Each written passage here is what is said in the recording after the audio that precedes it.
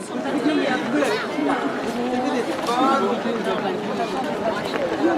mais tu peux dire de champignons, d'huile et d'épices. non, c'est pas chouette parce que j'avais ouvert mon amuseur, c'était pas bien plaisir de se c'est quoi? Si, mais ça change pas, j'ai ma petite bague, ouais, ça faisait, j'étais enceinte de Juliette, ça fait 13 ans. Et quand ça change, c'est bien quoi, tu te retrouves Bon appétit. et donc voilà, ce qu'on va faire.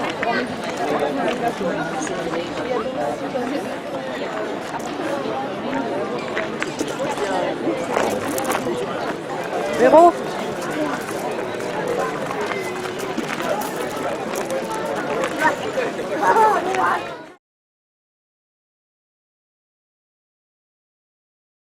De l'association Végétale de France.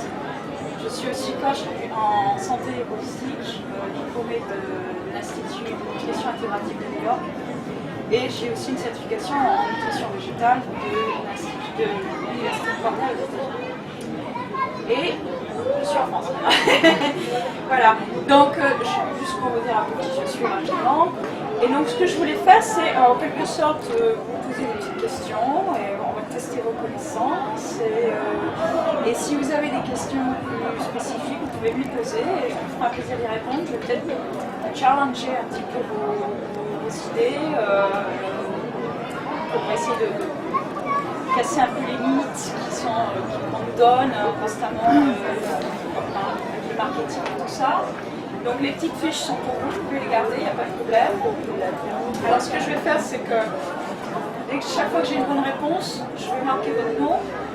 J'en vois deux déjà qui disent oh là là, oh là là. Et puis la personne qui aura le plus de réponses justes gagnera un prix qui est là, qui est un très beau livre. Je vous montrerai ça à la fin. Voilà, c'est la surprise de la fin. Voilà. Prêt? Ok. Alors tout d'abord, qui sait ce que veut dire être végétarien? De viande, ne pas manger de viande. Végétarien. Végétarien. Tout ce qui est protéines animales. Éviter tout ce qui est protéines animales. Proche. On peut manger des œufs, on peut manger du lait. Et on peut manger du poisson. On est végétarien. Non. On ne peut pas manger de poisson. Non. Alors, c'est elle qui a la Produits réponse. laitiers, on peut. Comment? Les produits laitiers, on peut. Oui, produits laitiers, les œufs et le miel. Oui. Voilà. Ils sont permis. Mais pas les protéines animales. Les Sauf que les œufs et les protéines. Les œufs, le lait, le poisson, ce sont des protéines animales. Donc la bonne réponse, effectivement, pour être végétarien, c'est quand on ne mange aucune chair d'animal, c'est-à-dire un poisson, parce que c'est un animal de chair et de l'océan. D'accord. Donc votre nom? Sandrine. Voilà, un point pour Sandrine. Alors, qui sait ce que veut dire végétalien? Alors là, il n'y a pas du tout de protéines animales. Pas d'œufs, Sans œufs, pas de viande. sans viande, sans poisson, sans produits laitiers. Que des protéines végétales. Pas du Voilà. tout de lait. Elle a la bonne réponse. Très Que bien. des protéines végétales. Voilà. Votre nom? Myriam. Myriam. Bravo Myriam. Alors là, c'est la question challenge. Qu'est-ce que c'est que d'être vegan? Pas du tout d'exploitation animale. Pas de lait, pas de cuir, plus végétarien, végétalien. Voilà. Et votre nom? Karine. Karine. Avec un K. Karine avec un K. Ok. Super. Alors là, déjà, un point et un point. Ah, bienvenue. Ah bah ça va être plus dur, on est plus nombreux. Non, mais tant mieux, c'est au moins on s'amuse. J'espère. Alors, je vais l'expliquer brièvement pour vous. Je vous en prie, venez. On a déjà 3 points qui ont été gagnés par 3 personnes. Désolée. On va voir si on peut rattraper sur les prochaines. Okay. Alors, à votre avis, quelle est la première question que les gens posent quand on leur dit « je suis vegan ». Quelle est la réaction, la première question que les gens se posent quand on leur dit « je suis vegan ». Qu'est-ce que c'est? Alors, il y a Qu'est-ce que ça veut dire? Oui, il y a ça aussi. Est-ce que vous n'êtes pas carencé? Ouais, on arrive proche de ce que je veux en fait. Est-ce que le corps a C'est la question la plus posée aux végans. Je vous dis tout de suite. Est-ce qu'on répond à tous les besoins de notre corps? Oui. Oui, tout à fait, ça rentre dans cet ordre-là. Mais il y a une question bien précise. C'est bon pour la santé. Est-ce que vous faites du sport? Je suis pas trop douée, mais voilà. Non, alors c'est encore plus précis que ça. C'est une réponse que je dirais que 88% des végans entendent toujours. Une question, pardon. Une question. Oui. Est-ce que vous avez Commence. Voilà, bravo, c'est ça. La question sur les protéines, ça revient à 90% des cas. Après, il peut y avoir le calcium, il peut y avoir les vitamines, voilà, mais les protéines. Ah, les protéines, le fameux protéine. Voilà. Votre nom? Julie. Un point pour Julie. Un point pour Julie. Voilà, elle rattrape. Elle rattrape. Alors, en fait, je vais répondre à la question plus précisément. En fait, les protéines, si vous avez une alimentation variée, même une alimentation complètement végétale, vous n'en manquerez pas. Dès l'instant où vous mangez avec faim, il n'y a aucun risque de carence en protéines. Ça n'existe pas dans les pays occidentaux. Okay. Ça veut dire qu'on n'est pas forcément obligé, si on mange végétalien, enfin alors là si on apporte, on n'est pas forcément obligé d'apporter des compléments alimentaires. Exactement, parce qu'en fait, les protéines sont à la base formées par des acides aminés. Les acides aminés viennent des plantes. C'est pas les animaux. Okay. Donc en fait, ce qu'on fait, c'est au lieu d'aller directement aux plantes, on passe à travers les animaux, ce qui est une perte de temps. Non seulement c'est cruel, mais en plus c'est un rattrapage de cholestérol, toutes les mauvaises choses qui là. Mais si la vraie carence en protéines, c'est quand vous voyez les enfants qui meurent de faim en Afrique. Ça, c'est la carence en protéines, parce qu'ils meurent de faim. À moins que vous soyez anorexique, vous ne manquerez jamais de protéines si vous mangez à vous. Donc, c'est encore, on a ce vieux mythe de la protéine. En fait, dans les pays de l'Ouest, on a trop de protéines. C'est l'inverse. On a trop de protéines. Voilà. Donc, mais qu'est-ce qu'on a? C'est une question. Mon Dieu, qu'est-ce qu'on a? Mais comment vous avez pour vous dire, j'avais même un t-shirt qui disait non, je ne mange pas de viande, oui, j'ai assez de protéines. Non, mes cheveux ne sont pas en cuir, et oui, j'ai une vie. Voilà. Et qu'est-ce qu'on appelle alors régime hyperprotéiné ou maigri? Alors, c'est ce qu'on appelle Atkins. C'est le régime du célèbre. Si je puis dire, bienvenue. Non, je vous en prie. Installez-vous. Il n'y a pas de problème, installez-vous. C'est gentil, merci. Il va falloir que vous rattrapiez au niveau des points, mais c'est pas grave, ne vous inquiétez pas. Elles sont en avance. Donc en fait, alors pour en revenir à votre question, la protéine, en fait, excusez-moi, j'ai perdu de fil de ce que je voulais dire. Les régimes hyperprotéinés. Alors le régime hyperprotéiné, on a ce qu'on appelle Atkins et on a aussi le paléo. On appelle le paléo. Vous avez entendu parler, ça c'est la mode. Produits non transformés. Voilà. Oui, voilà. Et ce sont des régimes effectivement hyperprotéinés parce qu'ils sont très riches en gras, saturés, en viande, dans tout ce qui est surtout pas écologique, je dirais, et éthique. Et ce sont des régimes qui effectivement créent une situation dans le corps qu'on appelle, si je me souviens du nom, j'ai oublié le nom scientifique pour ça, mais ce que ça provoque, c'est que ça fait perdre du poids. Pourquoi? Parce qu'en fait, le corps meurt de faim, nutritionnellement.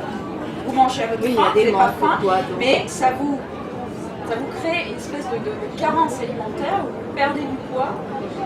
Et le problème, c'est que c'est extrêmement dangereux. C'est extrêmement dangereux parce que en fait, vous ne nourrissez pas qui vous nourriez. Et à long terme, ça peut vous provoquer des problèmes au niveau de votre cœur, au niveau des artères, au niveau de tout ça. Donc, c'est complètement l'opposé, je dirais, d'un régime végétalien qui est complet et qui est fait à base de produits frais et naturels et qui vous apporte tous les nutriments nécessaires, les vitamines. Voilà. Mais effectivement, c'est très en vogue. Le paléo en ce moment, c'est la grande mode, tout le monde en parle, et c'est encore une importation américaine qui est pas bonne. L'importation américaine, malheureusement. Voilà. D'autres questions ou vous voulez que je passe à la prochaine? Ok. Quelles sont, à votre avis, les raisons principales pour lesquelles on devient végétarien ou vegan? Ouais. Politique. Économie, je dirais aussi. En fait, il y a trois raisons principales. déjà ne pas tuer les Antilles. Oui. Donc l'éthique. Ça dépend de la personne. Comment? Parce qu'on ne sait pas d'où vient la semonce, il n'y a plus confiance. Oui, il y a ça, tout à fait. C'est pas une des raisons principales. Alors, vous avez parlé de l'éthique, de la cruauté envers les animaux, effectivement, il y a l'éthique. Il y a deux autres raisons principales. La santé, numéro 2, et il y a une troisième. Voilà. Donc en fait, je vais vous donner un point chacune parce que vous étiez Sandrine, Myriam, pardon, ça fait 2, et vous étiez Karine, c'est ça. Allez hop, c'est serré là, c'est serré là. Alors pour vous donner un petit peu de détails au niveau écologique, puisqu'on est à Alternativa, c'est un bon endroit, il faut savoir par exemple qu'il faut 15 500 litres d'eau pour 1 kg de bœuf et seulement 3 000 litres d'eau pour 1 kg de bœuf. Ça fait peur quand même quand on y pense. Ouais, et moi j'ai été surprise par rapport au produit laitier. Ça m'a surpris. Il y a la viande, le lait et après. Il y a un ordre descendant, exactement. Ouais, c'est-à-dire que, et puis ça peut varier aussi en fonction de l'animal. C'est-à-dire si l'animal est un bovin, par exemple, large, donc on en revient en 15 500 d'eau pour juste 1 kg de sa chair, je dirais, c'est ridicule. Le petit mouton et le gaspillage qu'on a au bout de l'eau, plus la pollution des rivières, plus les zones mortes dans certaines parties du monde à cause de l'agriculture. Et donc c'est la plus grande cause du réchauffement et du dérèglement climatique actuel, c'est l'agriculture. Si on en croit les chiffres de l'ONU, c'est 18% à peu près. Si on en croit les chiffres de d'autres organisations, comme le World Watch, l'Institut qui est une organisation indépendante, eux ils vont jusqu'à 51%. Donc en fait, ça dépasse largement tous les transports de loin. Même si on prend le chiffre le plus conservateur de l'ONU, on est encore au-dessus des transports. Donc le plus grand impact qu'on a sur la planète est réellement notre alimentation. Les gens ne se rendent pas compte, c'est ça qui est effrayant. Les gens ne se rendent pas compte que 3 fois par jour, ils ont un pouvoir, ils ont le pouvoir de choisir, d'avoir un impact sur l'environnement et sur leur santé et bien sûr sur la vie. C'est très difficile de percer la coquille des gens et la coquille de l'ONU, tout ça, et de faire comprendre ces messages. Et par exemple, un végétarien, je vais vous dire ce que j'ai dit là, un végétarien économise 70% d'eau par rapport à quelqu'un qui mange une alimentation classique, c'est-à-dire carnée. Ça, c'est d'après le professeur Extra de l'université de Twente aux Pays-Bas. D'après l'Organisation mondiale de la FAO, qui est la branche de l'ONU qui s'occupe de l'agriculture, légumes, céréales et légumineuses, c'est de 500 à 2000 litres. La viande de bœuf, d'après eux, c'est de 20 000 à 100 000 litres pour 1 kg d'aliments. Donc, vous pouvez rentrer, madame, si vous voulez. L'élevage, en fait, c'est gaspillage plus pollution d'eau, déchets des animaux, les antibiotiques, les hormones, les produits chimiques, les tanneries, les fertilisants, les pesticides et les métaux lourds. Tout ça, juste pour qu'on ait un steak. Voilà. Ou des fromages. Et des œufs. Parce que si là, il faut voir aussi ce qu'il y a dedans. Qu'est-ce que je fais? Autre fait intéressant, dont on ne parle pas beaucoup, c'est que 90% de l'Amazone est détruite pour l'agriculture. Ouais. Alors soit pour que les animaux puissent manger, soit pour faire du soja OGM, pour qu'on les nourrisse. L'huile de palme. Voilà. Et l'huile de palme. Et ça, c'est très mineur en comparé du reste. Très mineur. L'Amazone, la grande partie, c'est l'élevage. 90% c'est l'élevage. Et les organisations environnementales ne veulent pas en parler. C'est trop dérangeant. Bon. Si vous avez l'occasion, vous voyez le film, le documentaire Carspiracy. Je vous montrerai si vous voulez, mais c'est un truc à ne pas manquer. C'est sur Netflix à l'heure actuelle en France. Vous pouvez le voir. Sur Netflix. Ils l'ont sur Netflix, le Netflix français, donc je suis très contente parce que c'est un documentaire vraiment important et qui explique tout ça juste plus en détail. Ensuite, ne serait-ce que pour produire une calorie de protéine animale, il faut 7 calories végétales. Donc c'est absolument inefficient. C'est-à-dire, au lieu d'aller directement à la source dans les plantes, on passe à travers les animaux qui, eux, convertissent très peu de protéines en fait. Ils mangent énormément de plantes mais ils convertissent très peu et donc finalement c'est du véritable gaspillage. C'est vraiment utiliser un système complètement inefficient. Maintenant, bon, la question est, est-ce que vous pensez, la question pour les est-ce que vous pensez qu'on est des carnivores, des omnivores ou des herbivores? Bonne réponse. Alors, votre nom? Marjolaine. Marjolaine. Alors, un point pour Marjolaine. Alors, je vais vous expliquer la différence. On est des herbivores. On est Des herbivores. on est constitué physiquement plutôt de caractéristiques des herbivores plutôt que carnivores ou même omnivores. Voilà. Et la seule raison pour laquelle on est omnivore, c'est parce que, enfin, on est des omnivores comportementaux, je cherche le mot exact, mais on est des herbivores naturels. Et si on regarde, et si vous êtes intéressé, je vous donnerai une fiche qui compare justement la constitution des herbivores, des omnivores et des humains. Et on tombe clairement dans la catégorie herbivore, c'est qu'on a des estomacs très longs, on a des canines très plates, qui sont parfaites pour moi, mais pas très douées, mais pas très bonnes pour aller tuer un animal comme ça dans la jungle. Et on a une mâchoire qui fonctionne comme tous les herbivores, c'est-à-dire qu'on peut faire ça, vous voyez. Alors que les carnivores et les omnivores, par exemple, peuvent faire que ça. Ouais, vous voyez. Les fameuses. Pas de vision nocturne, voilà. pas de. Nos glandes salivaires on a des glandes salivaires bien spécifiques pour la nourriture végétale. Bon, la longueur de notre estomac est vraiment très longue, comme tous les herbivores. Et il y a plein de détails que je pourrais vous donner, mais je vous offrirai une fiche si ça vous intéresse. C'est très intéressant à lire, justement pour comparer ça. Mais bien sûr, qu'est-ce qu'on nous dit depuis 10 000 ans? On est des carnivores, on est des omnivores. Bah, effectivement, l'être humain a tendance à manger tout et n'importe quoi. Mais vous savez, comme me disait une amie il y a très longtemps, les chats adorent le chocolat, ça ne veut pas dire que c'est bon pour eux. Voilà. Donc, il y a une différence entre ce qui est habituel et ce qui est réellement nécessaire pour le corps. Très bonne réponse.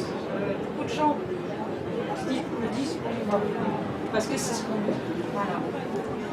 Il faut regarder vraiment notre biologie, parce que c'est pas nos habitudes qu'il faut regarder, c'est notre biologie, notre physiologie. Voilà. Vous savez ce que sont les oméga 3?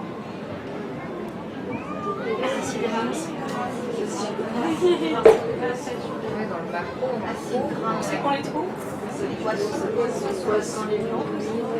Dans Mauvaise question. les huiles. Les avocats. Très bonne réponse. Les poissons, c'est vrai, mais pas tous. Non, en fait, c'est pas ça. Le poisson l'absorbe à travers les algues.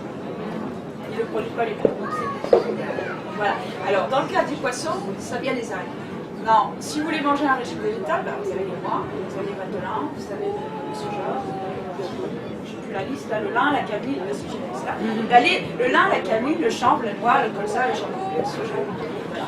Sachant que le lin est la meilleure source d'oméga 3, il y a 52,8% d'oméga 3 dans le lin. Donc, si vous voulez avoir une bonne dose d'oméga 3 tous les jours, faites un smoothie avec, on disait en France, un smoothie avec des graines de lin moulées, et voilà, c'est bon. Je viens de voir là juste à côté le courpier, ils disent aussi que c'est riche en oméga 3. Tout à fait. Et il y a d'autres produits, bon là c'est une petite liste, mais c'est vrai qu'il y a aussi les oméga 6, mais bon, les oméga 6 ont tendance à être trop consommés. On a tendance à pas consommer l'oméga 3, on consomme trop d'oméga 6, et les oméga 6 sont inflammatoires, les oméga 3 sont anti-inflammatoires. Donc l'intérêt c'est d'avoir un bon équilibre entre les 6 et les 3, et donc ce sont des bonnes sources, des acides gras nécessaires, c'est-à-dire on ne peut pas les produire nous-mêmes, il faut les avoir par la nourriture. Voilà. Ça fait partie de ces acides gras essentiels qu'on ne peut pas obtenir autrement que par la nourriture.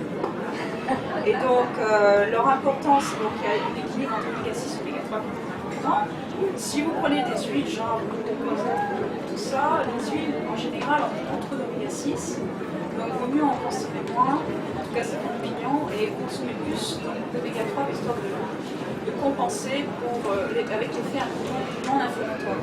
Par rapport au cholestérol. Et les huiles sont très, oui, les huiles en plus sont très grasses, c'est du gras, c'est 100% gras. Acides gras bien saturés que l'on trouve en grande quantité dans certains poissons gras, comme le saumon. Ils nous disent ça qu'il y a beaucoup de cholestérol aussi et quand même des protéines animales. Dans les graines, le chia, Le chia, absolument, le chia, la le noix, chia. la cameline, Oui, le colza et le soja. tout à fait. Tout à fait. Là, je vous ai donné ceux qui en fait sont le plus, un an de plus. Le lin étant celui qui, d'après ma recherche, a le plus de développement. Donc c'est vraiment, moi j'en mets tous les jours dans la maison. Franchement, je prends les courgettes, je prends les pommes, je prends des lentilles, je mets des crème de lin, je mets un petit peu de stevia pour la douceur, c'est pas des séries. Et je mets un peu de spirulina de chlorelle, qui sont des algues, en fait, qui sont et autres. Et voilà, j'ai tout, et ça fait un repas. Parce que c'est tellement riche nutritionnellement. Parce que c'est bon. Et c'est délicieux. Absolument. Si j'avais eu le temps, si j'avais eu de l'électricité, j'avais mon mixeur et je faisais des smoothies pour les gens. Malheureusement, ils n'ont pas donné cette opportunité. Il y a un vélo C'est qui lié, fait du... c'est lié au sang. Hein. En fait, ça diminue. Ouais. C'est très bon en fait. Il contribue en fait à un taux de cholestérol normal. Voilà, et il diminue le taux de triglycérides sanguins. Tout à fait. Donc il diminuerait légèrement le niveau de pression artérielle ainsi que la fréquence cardiaque. Voilà, j'ai un visite super Voilà, école. c'est ça. Voilà, c'est super. J'aime bien, ça me fait plaisir de voir que vous avez un désir de ça. Ça fait plaisir. Les gens en passent un. Allez, on va continuer. Je vais essayer de coller quelqu'un. Je vais essayer de vous coller, vous essayez de me coller. La B12. Ah bah justement, la mine des La B12, la a fameuse priori, il B12. faut prendre des... Moi, j'avais posé la question si longtemps là. J'ai rencontré il n'y a pas longtemps. J'avais une petite idée végane qui avait fait un livre de recettes en Suisse. Elle disait qu'elle donnait des compléments à ce que je oui, et a priori, on ne peut pas le trouver. Et il y avait un éleveur en face qui disait mais dans les animaux, il y en a. Et elle lui a dit ils nourrissent les animaux avec des compléments alimentaires. Exactement. Quand c'est C'est maman quelque à chose qu'on lait. ne produit pas. Mais en fait, qu'est-ce que c'est la B12? Ça vient d'où? Exactement. C'est pas vrai, je les ai collés. Non, je les ai collés, c'est incroyable. Non, mais je sais qu'il y a une histoire de vitamines comme ça pour les mamans qui allaitent. Bah, la B12 c'est très important pour tous les âges. Alors je dirais surtout pour les femmes qui allaitent, Oui. pour les enfants très jeunes et surtout pour les personnes âgées.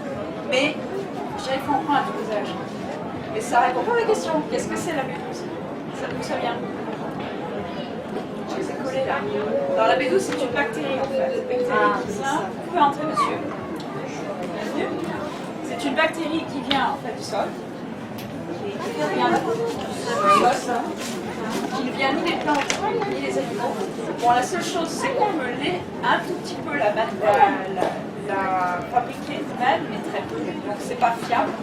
Et qu'il y a certains animaux qui aussi sont capables de la fabriquer. Mais même problème, c'est pas très fiable. Donc c'est la seule, je dirais, vitamine qui est réellement qu'on ne peut pas avoir ni par les plantes ni par les animaux si on choisit d'ailleurs.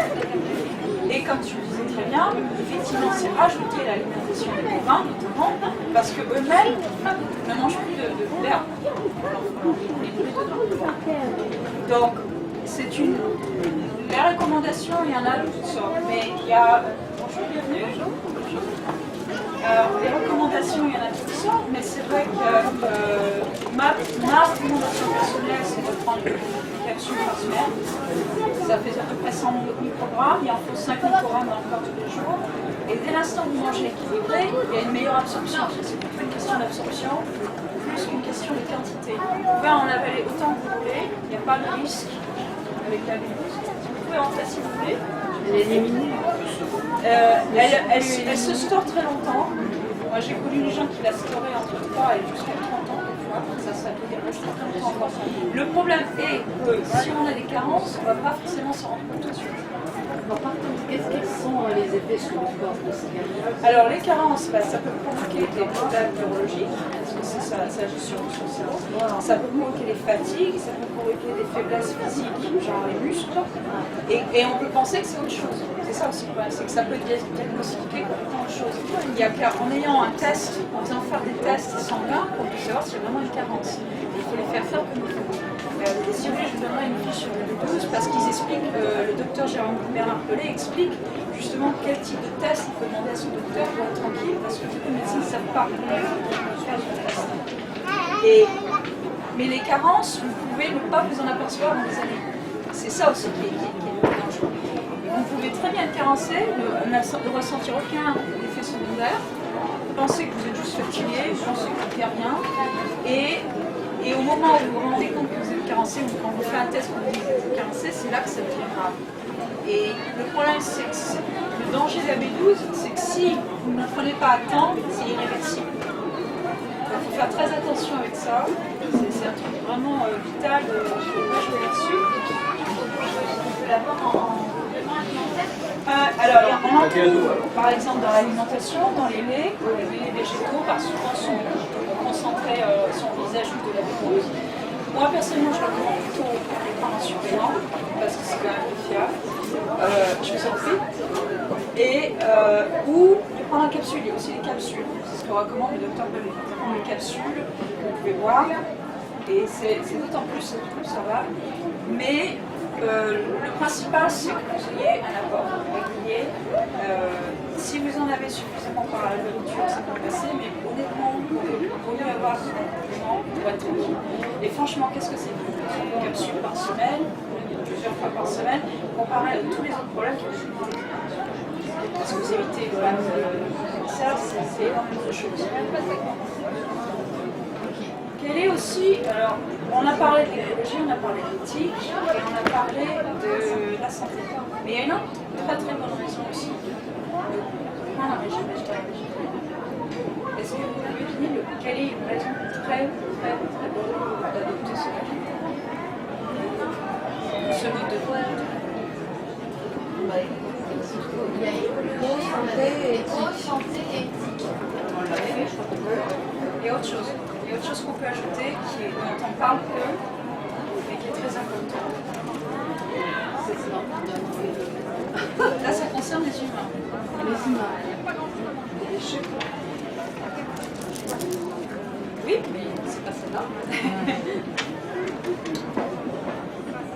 Vous voyez, je les ai collés.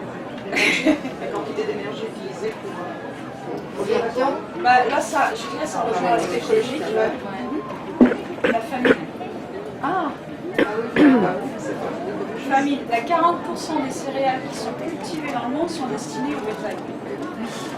oui, il n'y a pas assez de à manger pour tout le monde. Ben, en fait, il y a. Mais c'est la manière dont c'est utilisé.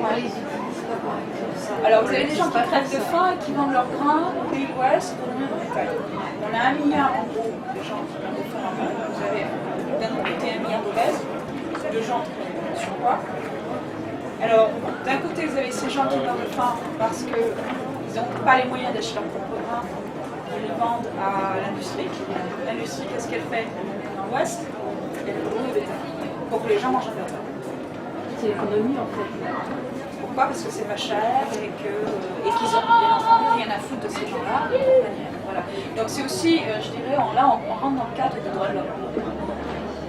Donc adopter un régime végétarien, surtout végétalien, est un moyen de ne pas contribuer à un système qui est aussi injuste pour les humains.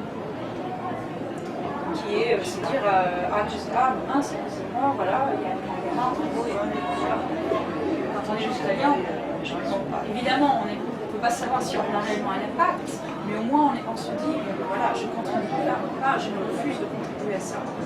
Donc il y a énormément d'aspects de ce mode de vie qui sont très positifs pour nous, que ce soit l'écologie, que ce soit les droits de l'homme, que ce soit la santé, que ce soit les animaux, il y a tout à gagner.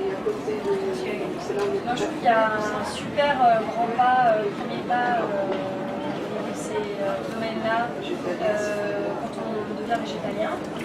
Après, il y a toujours ce problème de l'industrie, parce que même si on va en bio, même si voilà, manger local et faire son marché, c'est des raisons plus écolo, mais par exemple, moi, pour certains trucs, je vais en Europe, quoi.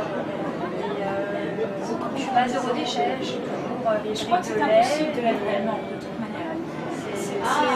C'est un excellent point. Il y a une femme qui vit à San Francisco, je elle a essayé bon. Elle arrive à avoir sur une année en déchets qu'un bocal. Alors après, c'est vrai que si les invités viennent et qu'ils ont du carton, ils repartent avec leur carton. Mais non, en attendant, en une année, elle n'arrive à avoir qu'un bocal de déchets de détritus. Donc c'est faisable. C'est possible, absolument. Simplement, il faut vraiment... je ne l'ai pas essayé, honnêtement, je ne l'ai pas essayé. Je sais que j'essaie de réduire au maximum et d'acheter le plus possible en vrac et d'avoir le moins possible d'emballage et tout ça. Voilà, c'est ce qu'elle disait, c'est-à-dire qu'elle allait quand elle allait chercher sa viande, elle avait ses bocaux et le boucher, enfin il mangeait de la viande, il mettait la viande dans son bocal. C'est dommage que sa consommation de viande annule l'effet positif de sa pratique. Parce qu'en fait, la manière dont elle se fournit est très bien, effectivement. Le problème c'est que si elle prend un steak, ça annule tout le bénéfice. Parce que son steak, c'est toujours 15 000, ça change. C'est comme je dis, c'est sans arrêt d'être vegan, mais d'aller à la viande pour produire les déchets, d'aller acheter ses graines germées au soja qui viennent de on sait pas loin, de très loin, le quinoa qui est une denrée rare dans les pays où les gens ne peuvent plus manger de quinoa parce qu'il est du chez nous. Il y a le chocolat, il y a le sucre, le cacao. C'est vrai que c'est très complexe, il y a énormément de problématiques qui se posent dans tous les sens. Mais si on sait par exemple qu'une alimentation végétale, complètement végétale, est l'équivalent d'un quart seulement au niveau du nombre de terrains nécessaires pour l'alimentation, c'est seulement un quart de ce que mange aujourd'hui. C'est la moitié de ce que quelqu'un consomme chez eux. Voilà. Donc, au niveau de ça, on a quand même un impact sur elle, même si on ne peut pas être parfait, c'est impossible de être parfait. De toute façon, dans un monde où on ne peut pas marcher, c'est délié. Mais déjà, ne serait-ce que notre alimentation a déjà une énorme part pour réduire notre empreinte. Je pense qu'il ne faut pas non plus je dis, il ne faut pas partir dans un sens complètement ou dans l'autre, il faut un équilibre, on est des omnivores.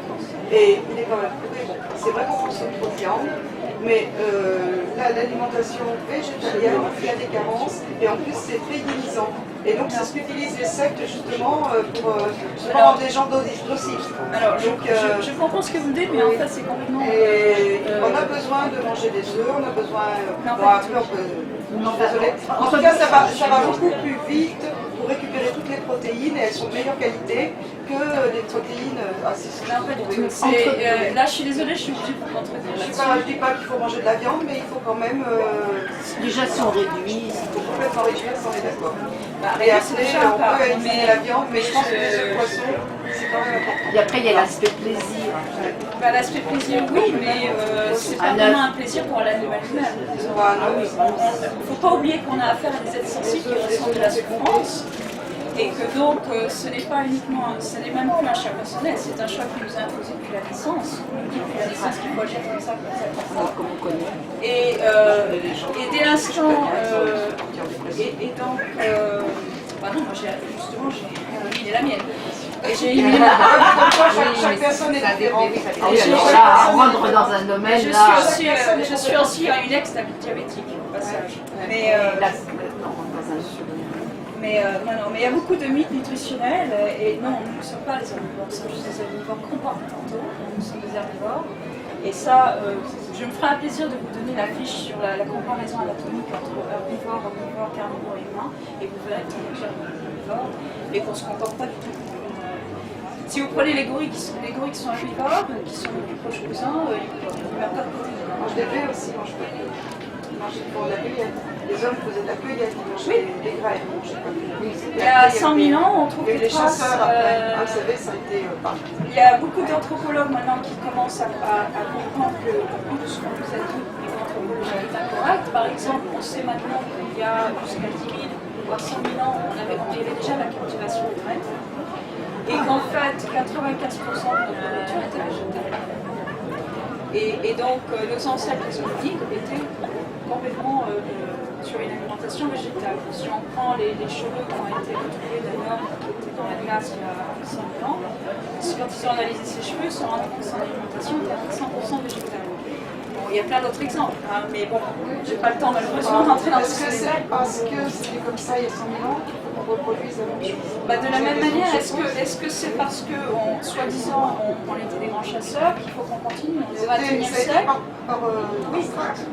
Bah, je comprends votre point de vue, mais on est au XXIe siècle, on est 7 milliards et demi, et notre consommation d'animaux n'est absolument pas viable. C'est Là, on impossible. est d'accord. On ne peut absolument pas tenir la planète sur une Les consommation. gens mangent trop bien, c'est clair. Après, de la dire supprimer les œufs poissons, je pense que ça peut être mauvais pour la santé. C'est tout ce que je veux dire. Bah écoutez, à ce moment-là, je serais déjà morte il y a longtemps alors. J'aurais dû mourir il y a longtemps alors. Je ne dis pas que ça fait mourir, je vous dis que c'est mauvais pour la santé, c'est différent. Bah écoutez, je vous présenterai un jour si je peux une végane que je connais qui est végane depuis l'âge depuis 50 ans et qui est végétarienne de naissance. Ça dépend des gens. Et je n'ai jamais connu un végan s'il s'alimente correctement et si c'est bien. Ouais, après, Voilà, ouais, qui meurt parce qu'il mange plus d'œufs. Ça n'existe pas. Moi, je pense mort. Non, ou qui se rend malade. Non, Ce ne sera pas équilibré, c'est dans ce sens-là que je veux dire. C'est pas. L'équilibre, ça s'apprend. Vous avez des mangeurs de viande qui mangent très mal. Parce que même au niveau des céréales, il faut prendre les légumineuses, les céréales, il faut. Voilà, il faut doser. Non, la complémentarité est un autre mythe qu'on nous. Directement. Non, c'est pas vrai. C'est encore un autre mythe. Ça fait 30 ans que c'est ce mythe-là. Non, ça fait 30 ans qu'on a éliminé ce mythe-là, mais en France, on s'approche de celui-là. Mais non, c'est encore un autre mythe. Et là, il y a un très bon article d'un de nos médecins à la BR. Ça suit encore dans les revues. Mais oui, parce qu'il prend encore à ce mythe. Ah bah, c'est distribué par les magasins diététiques. Hein. Qu'est-ce qu'ils savent sur la nutrition? C'est quand même des spécialistes. C'est des spécialistes qui sont éduqués par une agriculture de lobby et de marketing. Tous les nutritionnistes. Il faut bien comprendre que les nutritionnistes qui sont formés en France ou aux États-Unis sont formés par des écoles qui répondent au lobby. Okay? Ça n'a rien à voir. Je ne parle pas des nutritionnistes qu'on trouve dans les cabinets, je vous parle des bouquins de diffusion qu'on trouve dans les magasins bio et autres, où il y a tous ces bouquins alternatifs, hein, les spécialités alternatifs. Et dans cela, c'est quand même marqué qu'il faut un bon équilibre, que c'est important. Oui, ils suivent le même mouvement. Ils suivent le même mouvement ils suivent les mêmes mythes que tous les autres. Moi, je vois pas de différence. Je sais pas parce que c'est mieux que celui. Moi, j'ai mes propres professeurs. J'ai le professeur, je peux vous le dire, j'ai le professeur Colin Campbell qui est derrière la plus grande étude épidémiologique au monde sur le lien entre la nutrition et la santé. 40 ans d'études. Mais le docteur Carlos Sesti est un chirurgien et qui arrive à éliminer tout ce qui est diabète, problème cardiaque chez ses patients en les mettant sur une alimentation végétale. Et j'en ai plein d'autres.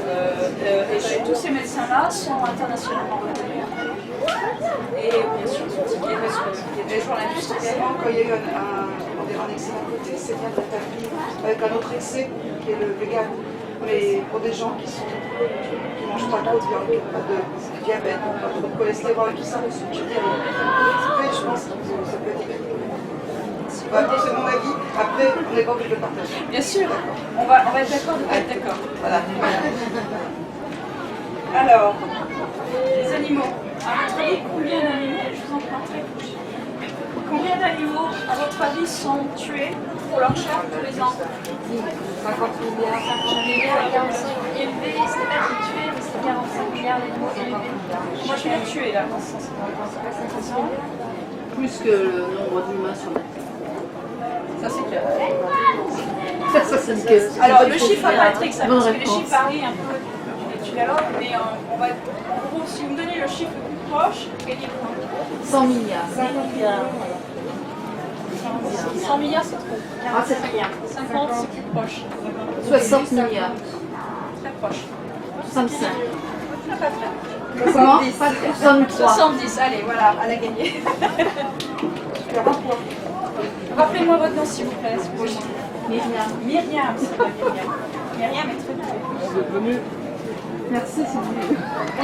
Alors attention, Myriam est en tête, là, elle a 3 points. Ah, voilà. Voilà, ouais. 3 points, Myriam. Vous allez avoir à rattraper, hein, parce que vous êtes en retard. Si je vous dis calcium, qu'est-ce que vous répondez? Chou. Iso. Chou. Moi je dirais que. Moi j'ai vu un truc, j'ai vu un reportage où ils disent qu'en fait la viande consomme énormément de calcium chez nous et du coup c'est parce qu'on nous dit qu'il faut manger de la viande qu'on nous dit qu'il faut boire du lait. En fait tout ça c'est mauvais et que le calcium des légumes on l'assimile beaucoup mieux que le calcium du lait. Elle sait tout. Non mais c'est ce que j'ai vu un reportage. Alors c'est bon pour le squelette. Alors effectivement, la première réponse que les gens disent généralement, le lait de vache, bien sûr. C'est ce qu'on nous dit. C'est ce qu'on nous dit, n'est-ce pas? C'est le lait de vache, voilà. Bon, en fait, le lait de vache est très, très mal assimilé, donc elle a tout à fait raison. C'est quoi votre nom déjà? Karine. Karine, alors allez, hop, Karine et Myriam sont à égalité là. 2 livres. J'en ai qu'un. On se le prêtera. Alors, oui, voilà, vous vous arrangez. Alors, oui, effectivement, le calcium, on dit toujours le lait de vache. Le lait de vache. Le sacro-saint lait de vache. Mais comme vous l'avez très bien dit, je suis sur toi, comme tu l'as très bien dit, la viande, effectivement, est acide, mais le lait aussi. C'est-à-dire, effectivement, d'un côté, on a un peu de calcium, mais le problème, c'est que le calcium, notre corps, qu'est-ce qu'il fait? Il se sent attaqué, et il le prend des autres. Les pays dans le monde où il y a le plus de cas d'ostéoporose et de cassation d'eau, c'est les pays où il y a le plus de consommation de lait de vache. C'est pas du tout ce qu'on dit. On ne dit pas ça. Complètement. Mais pourquoi on nous dit ça? Parce qu'il faut faire de l'industrie. L'industrie, il ne faut pas vous dire la vérité dans les pays. Il va vous dire mangez votre yoplait parce que voilà, mangez bien votre vraiment belle. La bonne pub avec la Et en général, vous avez la vache toute heureuse dans le pré, etc. Ce qui n'a rien à voir avec la réalité. Où vous avez, vous voyez le fermier toujours en train de faire ses vaches. C'est absolument pas la réalité, mais c'est ce qu'on fascine aux gens, c'est le marketing, c'est le lavage de cerveau. Non, le lait, c'est un des pires aliments qu'on puisse mettre dans notre corps, parce que c'est ultra acide, parce que c'est bourré d'hormones, parce que c'est le lait de croissance d'un bébé bovin, déjà, qui est censé faire 600 kg, 400 ou 600 kg, et je crois qu'on n'est pas des bovins, je crois. Je ne pense pas. C'est ça, il faut réfléchir. Le lait, c'est un lait de bébé pour un bovin. Quel est le lait qu'on doit avoir à la naissance? Notre mère. Voilà. On est censé être sevré à l'âge de 2 ans. Pourquoi est-ce qu'on continue à consommer du lait à l'âge adulte alors que c'est un lait pour un bébé? Et surtout un bébé non humain. En plus. Quand on sait qu'en France, il y a autant là je vois qu'on est beaucoup de femmes. Est-ce que vous saviez par exemple que le lait est lié au cancer du sein? Voilà, on ne vous le dit pas aux marches, aux fameux avec le fameux ruban rose et tout ça, on ne va pas vous dire ça. Par contre, on va vous dire donnez pour l'industrie qui va vous faire des chimiothérapies, tout ça. Voilà. Mais ils ne vont pas vous dire comment prévenir et comment guérir, comment renverser la situation. Parce qu'il n'y a pas de profit dans ça. Il n'y a pas de profit. S'il n'y a pas de profit, ils n'ont rien à gagner dans notre santé. Voilà. Ce qui n'empêche pas que le calcium est nécessaire quand même pour le calcium, il y en a plein dans les plantes. Bah oui. Alors, la réponse est dans les plantes. Les plantes, les choux, les salades, les vous prenez n'importe quel verre, vous avez du calcium. Et la vitamine D, voilà. Alors si vous avez un bon apport de vitamine D, si vous ne prenez pas assez de soleil, si vous êtes en hiver et vous n'avez pas assez de soleil, prenez un petit supplément de vitamine D. La D2 étant végane, la D3 étant d'origine animale, alors particulièrement il existe une D3 qui vient à base de champignons, et qui est encore difficile à trouver en France. Mais je veux dire par là, c'est dès l'instant où vous tous, là on a quand même une peau claire, si vous restez 10 minutes au soleil tous les jours, c'est bon, vous avez votre apport de vitamine D. Entre 10h du matin et on va dire 14-15h de l'après-midi, c'est là qu'il y a le bon rayon. Vous passez 10 minutes au soleil avec ma peau très vite. Et ça y est, vous avez votre apport de vitamine D. Plus la peau est foncée, plus c'est long. Donc par exemple, une personne qui est d'origine africaine, il faudra peut-être une demi-heure avant de vraiment absorber tout son corps plus de la D.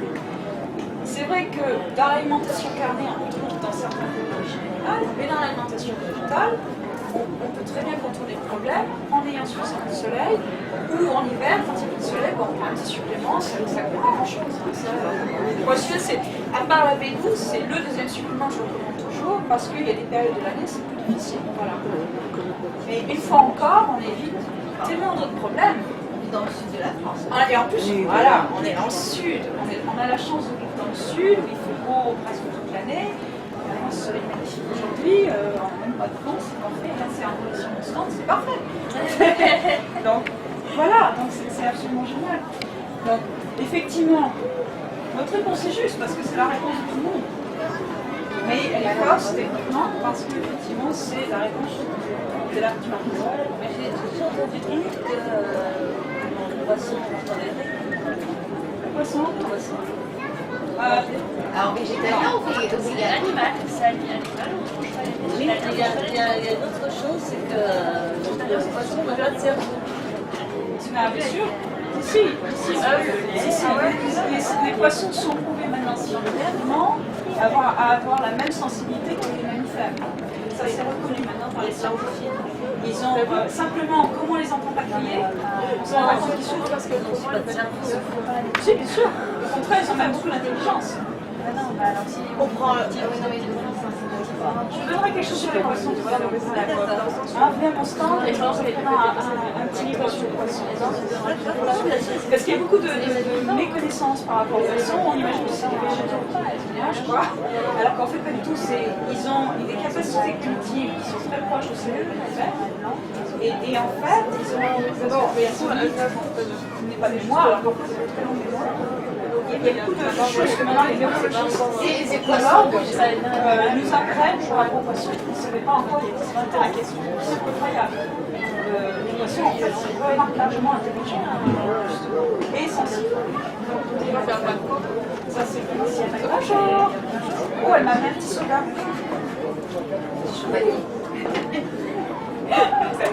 Je vous en prie, s'il y a-t-il quel est le plus grand mangeur de poissons? Ça va vous choquer. Ça va vous choquer. Déjà le petit. Le poisson, le requin. Qui est, alors je vais la redire d'une autre manière. Qui est le plus grand consommateur de poissons? Petit lapin. La baleine. C'était pas la précision, vous pouvez répéter. C'est un pays C'est qui en mange le plus? Japon. Alors, Tu parles d'un pays ou d'un peu? Tu parles d'un pays. je dis rien. Ah ouais, non, mais là, c'est vrai. C'est une question piège. Difficile. Ah ben, j'essaie de me coller, hein. Ah oui. Elle n'a pas bon, elle a dit l'homme. Elle n'a pas bon. Tu dis qui est, donc c'est forcément les hommes, mais qui La ou fois. Qui ou quel ou quoi qu'est-ce qui fait que qui est, quelle est, oh, alors je vais changer, quelle est l'espèce au monde qui consomme le plus de poissons? L'espèce humaine. C'est assez. Les oiseaux. Non, indirectement oui, mais non. Proche. Les carnivores. Et là, on va la revenir. Non, c'est même pas les carnivores. Justement, c'est pas les carnivores. Les herbivores. Oui, mais lesquels? Les insectes. Non. Les bovins. Bravo. Mais non. Alors, Myriam, je te jure, je te prends tes coordonnées, je te le prête. les bovins. Alors, je vous explique ce qui se passe. C'est effrayant. Désolée, je peux vous découvrir. 90, alors déjà, il faut savoir que 90% des océans sont en état de déclin parce que, à cause de la surpêche, à cause de l'épollution, et tout ça. Dans la surpêche, une partie va aux humains, effectivement, mais environ, je ne pense pas me tromper, mais environ 50% du poisson est transformé en farine pour aller au bovin. Donc en fait, ils ont transformé la vache, qui est un herbivore, en omnivore, en piscivore. Voilà. Tout ça pour les maladies. Donc une grande partie, si vous mangez de la viande, vous mangez pratiquement du poisson. Donc vous contribuez à la destruction des océans. Vous voyez, tout est lié en fait. Karine, hein, c'est ça? Karine a gagné. Bravo. Karine a gagné son... Donc je vais pouvoir mieux me nourrir. Plus en conscience. Moi j'ai commencé depuis une semaine, c'est pour ça que je connais un petit peu. Enfin, je vais garder. Alors voilà, alors le cadeau c'est ce magnifique livre de Marie Laforêt, qui est un magnifique livre de recettes complètement sujet. Oh là là, Ça tombe mon Dieu, trop ça bien. tombe super bien. Je suis là, je suis allée manger chez Karine. Bravo Karine. Beaucoup. Je connais même pas. Véronique, oui, merci. Merci. Je parle de l'américaine. Ah, Ah oui. oui.